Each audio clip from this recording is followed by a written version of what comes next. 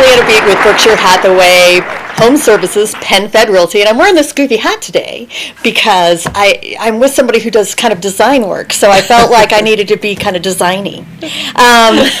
This is Kristen Awe, and she is with Right Size Moving. And one of the things I want to talk to you specifically about is in my business of real estate, what I'm seeing a lot of is downsizing parents, people my age, whose kids are going to college, and they've had this big 3,800 square foot house with 4 bedrooms and a formal dining room, and they don't need and want that anymore. They're wanting to downsize.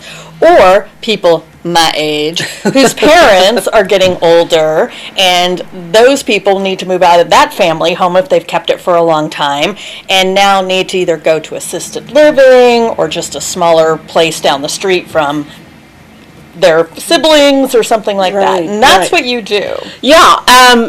So not only do we have a moving company, but that is really our specialty, and that's why I named the company Right Size, because it's just a more proactive approach, right sizing versus downsizing. So one of the things that we do is help people with that process. So, and it is a step-by-step process.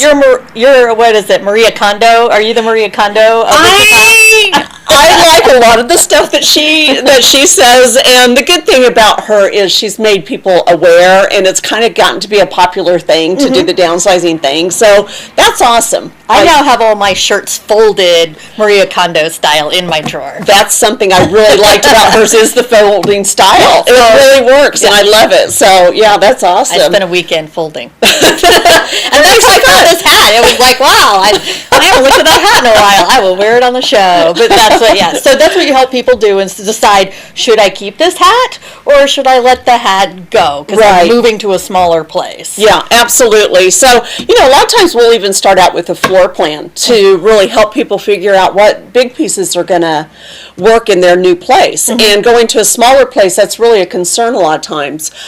So once we figure out the furniture, then we start the sorting process so they know how much space to actually use, that they have available.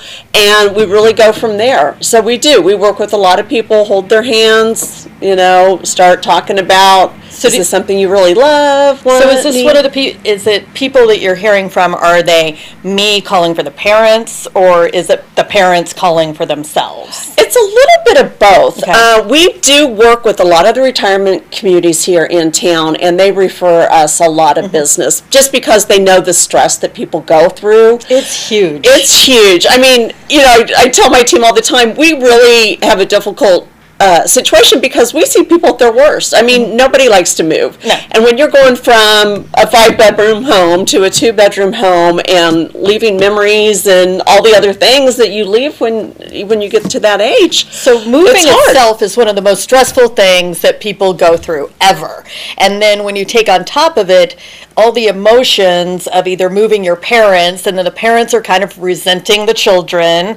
And I actually, we don't talk much, but I had a story recently where one of the people was in a care home, and when the child my age showed up, the woman who was sharing a room with them said, "You're ripping your parents off. You are making your parents feel awful." Now, the parents didn't feel that way. Right. But the roommate took it upon themselves to say that. So the poor seller of the house calls me and goes, "Am I doing the right thing?" Aww. Because so I get some of this, right? And it's where it's just terribly emotional, because you're thinking, I've had this, handprint decoration they made in 5th grade, right. Since 5th grade, and now they're 55 years old, and do I keep it or toss it? Right. It is really difficult, and family dynamics can be very complicated. No.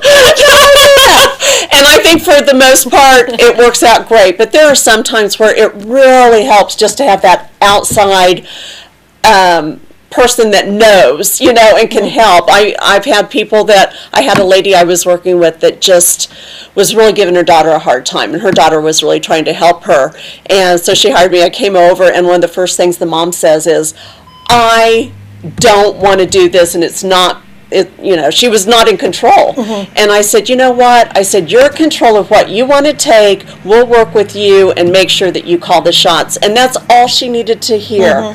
And it went smoothly. So sometimes just being able to step back, and have that authority person. She just wanted to be heard. She wanted to be heard. Yeah, absolutely. Which we all do. Yeah. Which we all do. Yeah, it's just, but her daughter was like, I'm tired of looking at your grandmother's blah, blah, blah. Exactly. And I want it gone. Exactly. And I think we do treat our family a little different than we treat strangers. Really?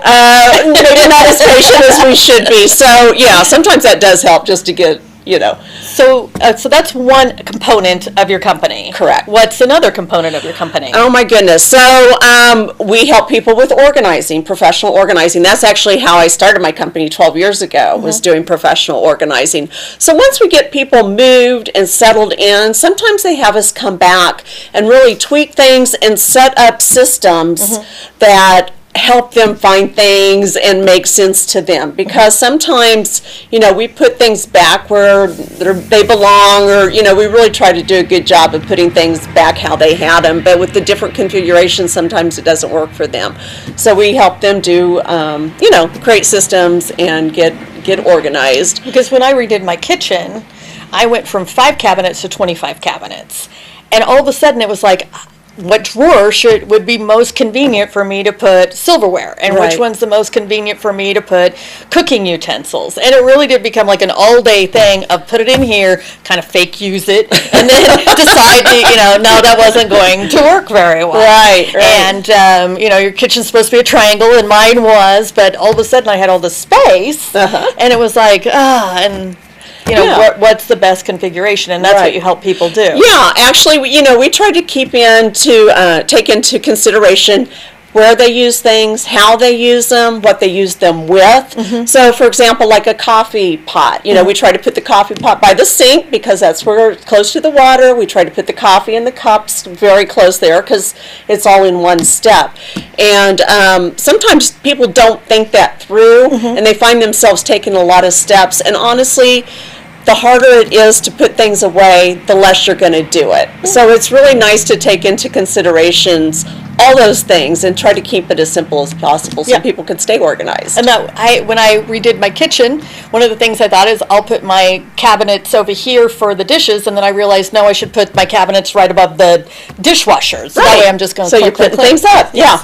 Just so we have about 30 seconds left, so if somebody wants to get a hold of you for any of these reasons, what's your phone number? Our office number is 316-655-3281, and we have a website, rightsizmoving.com, that they can reach us at as well. Okay. Well, thank you, and I will be back next week. I think Lacey Cruz is my guest next week, and I'll see you then.